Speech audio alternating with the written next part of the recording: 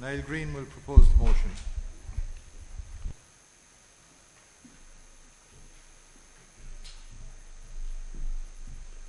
Apologies for my hesitancy, Chairman, but I didn't actually expect to be proposing the motion. Niall Greene, Limerick East.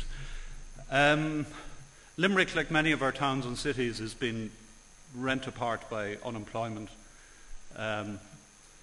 We've had another announcement today in relation to Flextronics, which we had expected would continue with 160 or thereabouts jobs into the foreseeable future. But the high-profile announcements of unemployment disguise the fact that underneath it you have the follow-on unemployment of the ones, the twos, the threes, the fives, the tens that don't get any headlines. And cumulatively it is tearing Limerick apart, and a fragile social structure is being even more endangered than was in the past.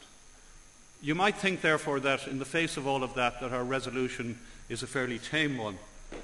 But the key point we wanted to focus on in the resolution is that there are considerable resources within our workforce and within our social structures, within our civil society, that can be concentrated on this problem.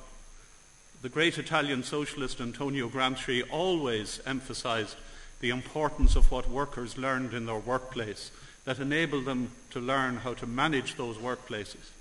And I can't help thinking that when you look at what happens in Waterford and what's happened in SR Techniques, an organisation for which I worked many years ago for one of its predecessor organisations, that you have people who are more than capable of taking over and running those businesses in conjunction with the management teams that they had in the past.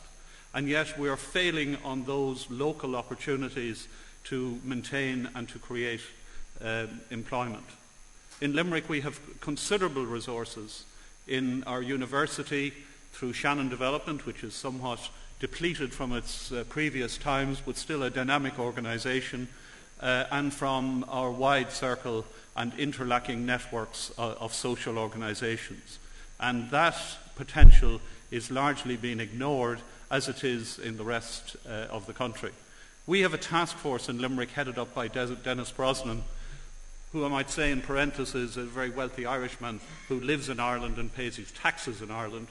But Dennis Brosnan heads up that organisation. I think they're taking too long to come to a resolution of their report. But nonetheless, we look to them to try and focus on the local resources and the local strengths.